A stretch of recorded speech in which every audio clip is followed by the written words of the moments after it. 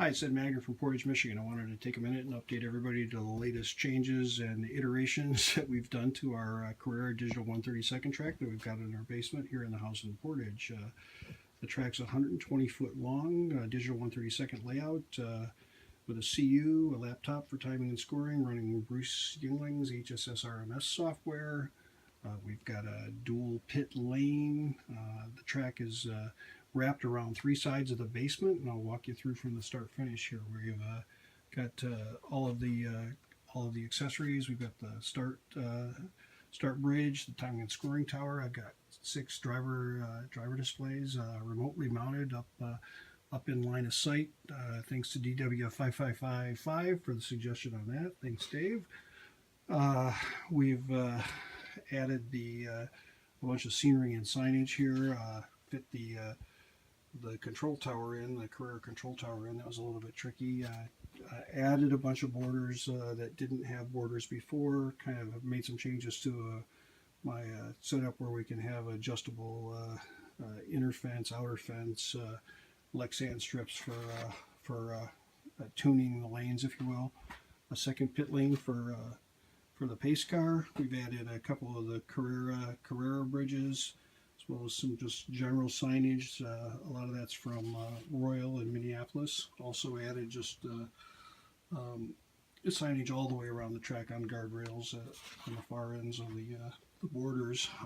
The track has 11 digital or 11 lane changers, all with the anti-collision system from the lane gates from Digital Racing Solutions. The Red Bull bridge here, we've got at either end of the track is an R1 hairpin. Both of these are right now aligned with the inner guardrail. We have 2 additional lap timers stuck in the circuit that allows us to do sector timing with versus software. One thing about doing the layout in this configuration is it can give you long straights. We have 3 long straights here. The back straight, this long straight, is over 25 foot long. Leads into an R2 that's pretty fast. Then a second straight here that's over 20. And another R2 down here. And then a 15-foot straight leading down into the last hairpin here. And our second lap timer here, lap counter here, is for the timing for the sector time. So it splits it into 3 sectors. Added, again, more scenery here. This Dunlop scaly bridge has been kind of a nice addition, as well as the second Carrera bridge. On the signage here, the Carrera signs that I've done are actually I took these cardboard signs out from the bridges, and I taped 3 of them together and scanned them and took them to my local FedEx office and had them printed out and blown up and printed out on 11 by 17 poster board, and that's what's lining the track here at this point. A couple of neat pieces of scenery are these this Daytona start stand, Mobile One start stand, and the lighted Sunoco sign. Both of those are from Royal in Minneapolis. So again, on the monitor front, we've got two dedicated monitors here for the Bruce's software, and then the 40-inch flat screen in the corner has an Apple TV hooked up to it, so we can run the App Connect up to that. Also, we can obviously use it as a monitor. Got the monitor cable run up to that, and I think right now we're watching the Australian V8 supercars, so the race of choice is always on the TV here. One of the advantages about doing the layout this way is that even with this much racetrack in this space, there's still essentially a room here, and we can have 15 people at a couple of banquet tables down here having Thanksgiving dinner, and this also is served as the guest room, and this is a futon my brother sleeps on when he comes over.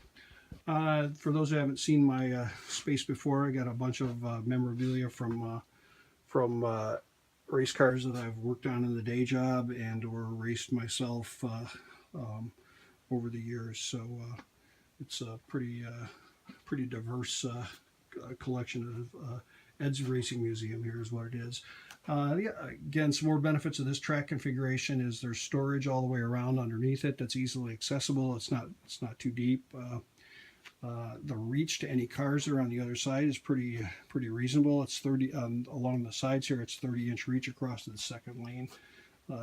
At the worst case, these are about, it's just over 40 inches to reach a car back in the far lane here. So another advantage of this layout configuration is that generally, the cars are the energy of the cars is essentially toward the walls, so cars tend to stay on the track here. We've got relatively low walls to the inside, but we've basically had only a couple of cars end up on the floor here in over 2.5 years of racing in this configuration. I've got a bunch of storage cases that with way too many cars here. I won't even get into the car collection here. That's a whole nother 5-minute video or so.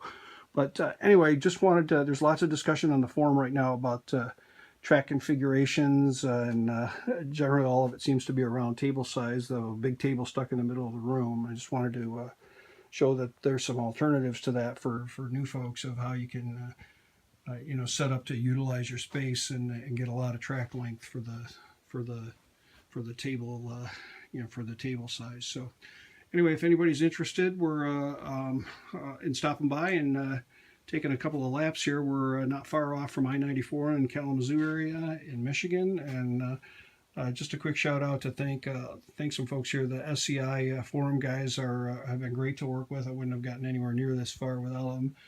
Dave Kennedy at Carrera is awesome as always, and the vendors, all of the vendors are great to work with.